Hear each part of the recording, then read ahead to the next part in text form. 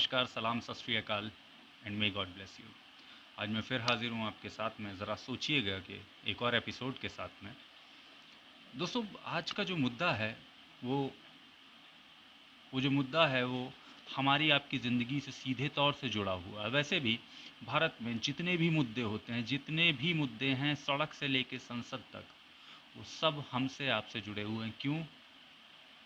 ऐसा कोई मुद्दा ही नहीं है जो आम लोगों से जुड़ा हुआ ना हो।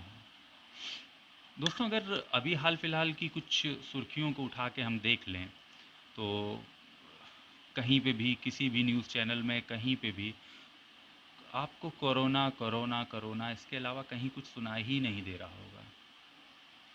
और बहुत सारी ऐसी चीज़ें हैं जिसमें हमने हिंदू मुस्लिम भाईचारा भी देखा।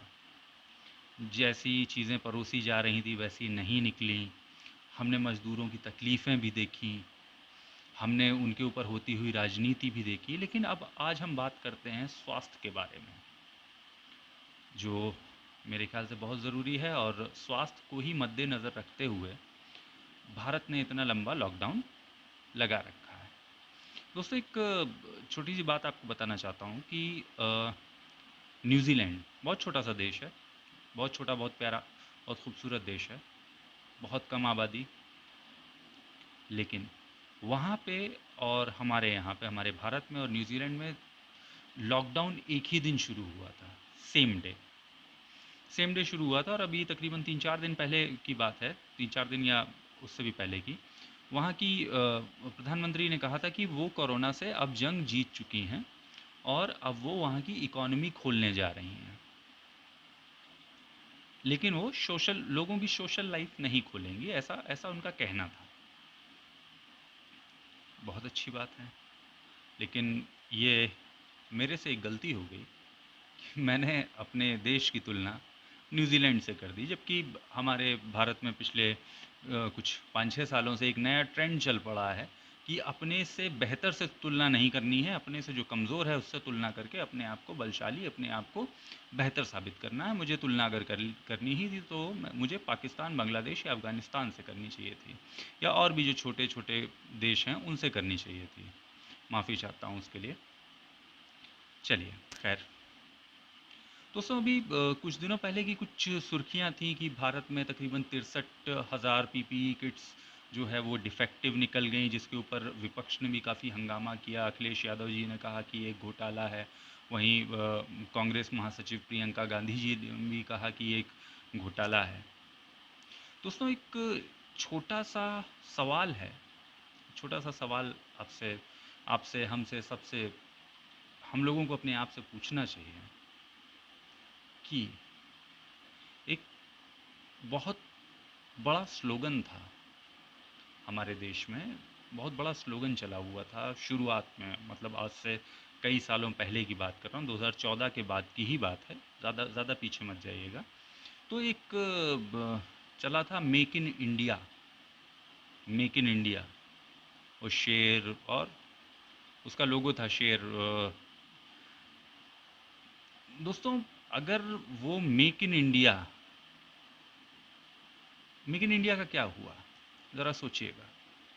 ज़रूरी है, सोचना ज़रूरी है। क्योंकि मैंने पिछले कुछ सालों में अगर कहीं पे भी मेक इन इंडिया देखा है, मेक इन इंडिया का लोगो या मेक इन इंडिया की कुछ चीज़ें, तो मैंने अक्सर वो लोगो उन्हीं जगह, उन्हीं चीज़ों पे देखा जो पहले से ही भारत में बना करती थी। मैं अगर आप कहिएगा तो मैं आपको फ़ोटोज़ शेयर कर दूंगा, या अगर आप लोगों के पास में हो तो आप भी हमको शेयर कर दीजिएगा। अब देखिएगा तो गौर से समझ में आएगा कि मेक इन इंडिया का लोगो जो हमारे यहाँ पहले से ही बनता था, ब्रेड के पैकेट पे लग के आता है, अगरबत्ती के पैकेट पे लग के आता है, और भी तमाम सारी इसी तरह की चीज़ों में लग लग के आता है मेक इन इंडिया का। चलिए, शायद make in India project launch होने के बाद ही हमारे देश में निर्माण का कार्य शुरू हुआ हो, विनिर्माण का कार्य शुरू हुआ हो। उससे पहले हम लोग शायद गुफाओं में रहते थे। चलिए, खैर, इसको जाने देते हैं। अभी बात करते हैं जो मौजूदा हालात हैं। जो मौजूदा हालात हैं, हमारे देश में एक गज़ब किस्म का विरोधाभास दिखाई देता है हमेशा से, हमेशा से। ज़रा सी भी कुछ भी बात होती है तो अभी ही जैसे कुछ कुछ समय पहले की बात है, कुछ समय पहले नहीं, कुछ सालों पहले की बात है, जब डोकलाम विवाद चल रहा था हमारा और चीन से, तो अ, सोशल मीडिया पे बहुत वेग के साथ में, बड़ी ताकत के साथ में एक चीज़ चलाई जा रही थी, बॉयकॉट चाइना, चाइनीज़ प्रोडक्ट नहीं लेना है। बहुत सारे मीडिया वालों ने भी एक आध प्रोग्राम चला दिए थे उसमें। सोशल मीडिया तो खैर लगातार बेहतरीन तरीके से उस पर लगा हुआ था कि चाइना को बॉयकॉट करना, उसका एक प्रोडक्ट नहीं लेना, कुछ भी नहीं करना है, उसे हैंड टू माउथ कर देंगे हम लोग। और इसी में विरोधाभास देखिएगा, उसके बाद हमारी ही सरकार जो है,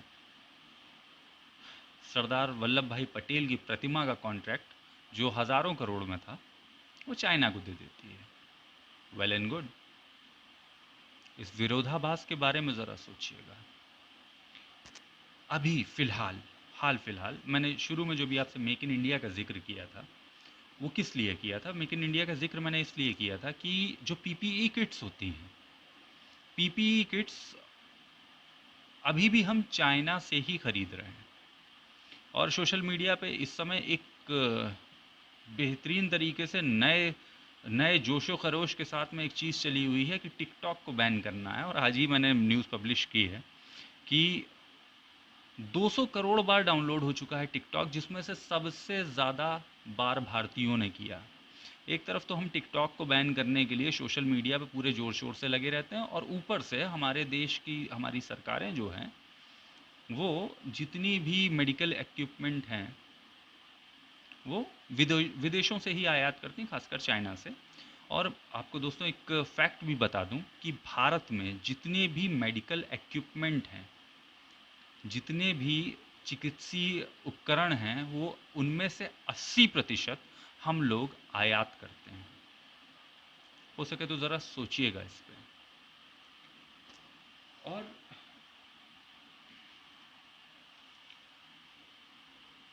द इंडियन एक्सप्रेस बहुत बड़ा अखबार है, उसकी एक रिपोर्ट के अनुसार केंद्र सरकार का ये आकलन था कि अगले 2 महीने में लगभग 1.5 करोड़ पीपीई किट की ज़रूरत भारत को पड़ने वाली है, और तकरीबन 16 लाख टेस्टिंग किट की आवश्यकता हमें पड़ेगी। द इकोनॉमिक टाइम्स के हिसाब से, अगर उनकी खबर को माना जाए, तो चीन से तकरीबन 1,70,000 पीपीई किट्स आई थी, जिसमें 50,000 क्वालिटी टेस्ट में फेल हो गई थी। अभी जैसा मैं आपसे बात कर रहा था कि 80% जो है हम लोग आयात करते हैं, जो हमारे चिकित्सीय उपकरण हैं उनको हम लोग 80% है। दरअसल आपने अक्सर नेताओं के भाषण में, अक्सर मीडिया हाउसेज में, बहुत जगहों पे ये सुना होगा, सबसे बड़ी आबादी, दूसरा सबसे बड़ी आबादी वाला देश भारत है, 130 करोड़ की जनता, 130 करोड़, सड़क से लेके संसद तक, मीडिया हाउसेज तक, हमारे आपकी चर्चाओं में रोज़ रोज़ इस शब्द का प्रयोग ज़रूर होता है कि 130 करोड़ की जनता। भाई 130 करोड़ की जनता है तो जाहिर सी बात है कि ये बहुत बड़ा मार्केट है। लेकिन क्या भारत और भारतीय सिर्फ और सिर्फ एक मार्केट ही है? जरा सोचिएगा, जरा सोचिएगा इस मुद्दे पे कि क्या भारत के लोग या जो भी भारतवासी हैं वो सिर्फ और सिर्फ एक बाजार ही हैं? जरा सोचिएगा। अभी बहुत ज़्यादा ये वायरल रही है न्यूज़ कि एक मुस्लिम कारीगर हैं, उन्होंने एक केबिन बना दिया था जो सैनिटाइज करता था, ऑटोमेटिकली सैनिटाइज करने के लिए केबिन, और उसका उन्होंने 1 रुपये भी मेहनताना नहीं लिया, यूं ही दान कर दिया। क्या हमारे भारत के युवा या भारत देश के जितने भी देशवासी हैं, क्या वो इतने गए गुजरे हैं कि वो पीपीई किट नहीं बना सकते, या उन्हें बनाने दी नहीं जा रही है? ज़रा सोचिएगा। क्या हमारे हमारे भारत में या भारत देश में, भारतवासियों के अंदर ज़रा भी टैलेंट की कमी है? यदि आप आंकड़े उठा के देख लेंगे तो विदेशों में जितने भी बड़ी बड़ी कंपनीज हैं, उसमें कितनी ज़्यादा हिस्सेदारी भारतीयों की है। और भारतीयों ने कितनी सारी चीज़ें बनाई हैं, खोजी हैं, करके दी हैं। लेकिन ऐसी कौन सी नीतियां हैं जो हमारे आपके हाथों को बांध दे रही हैं और हमको सिर्फ और सिर्फ और सिर्फ एक बाजार के एक एक ग्राहक के रूप में सारी दुनिया के सामने पेश किया जा रहा है। हो सके तो ज़रा सोचिएगा, ये ज़रूरी है, सोचना बहुत ज़रूरी है, क्योंकि हम आज नहीं सोचेंगे तो कल, परसों, आने वाले समय में हम सिर्फ और सिर्फ एक ग्राहक बन के ही रह जाएंगे। तो लुधियाना है, गारमेंट्स का गढ़ है, बहुत सारी चीज़ें वहाँ बनती हैं, सिर्फ गारमेंट्स का ही नहीं, बहुत सारी चीज़ें वहाँ बनती हैं। क्या वहाँ से पीपीई किट्स पहले, अब तो ऑर्डर दे दिया, अब तो बनने भी लगी हैं, माल डिलीवर भी होने लगा है, क्या यही चीज़ पहले नहीं की जा सकती थी? ज़रा सोचिएगा, ज़रूरी है सोचना, बहुत ही ज़रूरी है सोचना। सेक्टर है ये, सबसे ज़्यादा मुनाफा कमाने वाला सेक्टर है, सबसे ज़्यादा मुनाफा यही सेक्टर कमाता है। और भारत में मेडिकल सेक्टर को में आप 100% एफडीआई का प्रावधान है। अब दोस्तों बात कर लेते हैं ज़रा भारत सरकार के बजट की। ये दरअसल आंकड़े जो हैं 2018 के हैं। 76,000 करोड़ का जो बजट है वो भारत सरकार का है सरकारी क्षेत्र में। वहीं प्राइवेट सेक्टर का बजट है 8 लाख करोड़। मुझे समझ में नहीं आता कि भारत जैसे बड़े देश में, बेशक बहुत बड़ा देश है, बहुत बड़ा और महान देश है, उसकी महानता पे हमें कोई शक नहीं है, हमें गर्व है भारतीय होने पर। इतने बड़े देश में सरकारी क्षेत्र से ज़्यादा बजट प्राइवेट सेक्टर का होना अद्भुत है, सोचने वाली बात है। अगर हो सके तो ज़रा सोचिए। आईएमएफ ने बोला था कि वो तकरीबन 4 बिलियन डॉलर, मतलब अगर मोटा मोटा जोड़ा जाए तो 30,000 crore. World bank 1 billion, 1 billion, तकरीबन 7,630 crore. And Asian development bank ने 2.2 बिलियन, तकरीबन 16,000 करोड़ का अमाउंट देने की पेशकश की हुई है।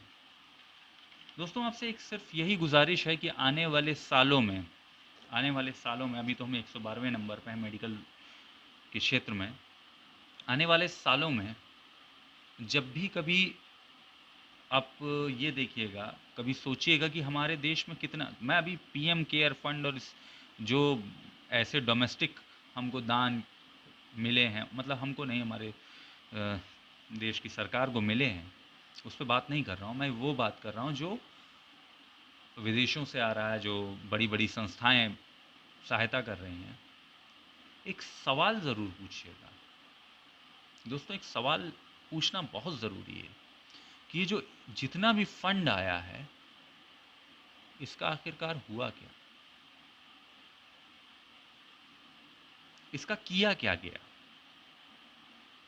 क्योंकि अगर हम प्राथमिक स्वास्थ्य केंद्र जो अक्सर आप देखते होंगे जगह जगह पे खुले हुए हैं, उनकी अगर हालत देख लें तो उनकी हालत, मोहल्ले में जो क्लिनिक होती हैं, जो जिनको एक बीएएमएस डॉक्टर संभालता है, या मतलब जो भी डॉक्टर संभालता है, मोहल्ले के अंदर जो एक क्लिनिक होती है उनसे भी गई गुजरी हालत होती है। हो सके तो ज़रा सोचिएगा कि ऐसा क्यों है। दोस्तों एनडीटीवी की एक खबर के हवाले से मैं आपको बताना चाह रहा हूँ कि एनडीटीवी ने अभी कुछ दिनों पहले कहा था कि भारत में जो पीपीई किट मंगवाई गई थी, तो भारतीय कंपनी है मैट्रिक्स, मैट्रिक्स ने 245 रुपये प्रति किट की दर से ये चीनी किट्स जो हैं वो भारत में आयात की थी। लेकिन डिस्ट्रीब्यूटर रियल मेटाबॉलिक्स और आर्क फार्मास्यूटिकल्स ने यही किट सरकार को 600 रुपये की दर से केंद्र सरकार को दी। दोस्तों दुगने का फ़र्क है। ज़रा सोचिएगा, ज़रा सोचिएगा। कहाँ 245, 245 रुपए में एक हमारे ही देश की कंपनी आयात करती है। फिर उसी फिर जो अन्य कंपनीज़ हैं वो वही किट्स जो हैं वो केंद्र सरकार को 600 रुपये प्रति किट के हिसाब से बेच देती हैं। ज़रा सोचिएगा दोस्तों, ज़रा ज़रा सोचिएगा कि इस एपिसोड को ज़्यादा लंबा नहीं करते हैं। कुछ एक फैक्ट्स, कुछ एक चीज़ों से मैंने आपको रूबरू कराया, अवगत कराया। कोशिश यही है कि आप लोगों तक वो स्थिति पहुँचे, वो हालात पहुँचे जिनसे हम आप सभी या आने वाले भविष्य में जो लोग होंगे वो सभी प्रभावित होंगे। हो सके तो ज़रा-सा, थोड़ा-सा, थोड़ा-सा ऊपर उठ के जो जो चीज़ें आपके सामने परोसी जा रही हैं, जो आपके दिमागों को कंट्रोल किया जा रहा है, जिस हिसाब से चीज़ों को चलाया जा रहा है, पोलराइज़ेशन करके मेन मुख्य मुद्दों से ध्यान भटकाया जा रहा है, उससे ज़रा थोड़ा-सा ऊपर उठ के सोचिएगा, क्योंकि सोचना ज़रूरी है, इससे पहले कि बहुत ज़्यादा देर हो जाए। सोचना बहुत ज़रूरी है, ज़रा सोचिएगा। आपसे इजाज़त चाहूँगा। जय हिंद, जय भारत।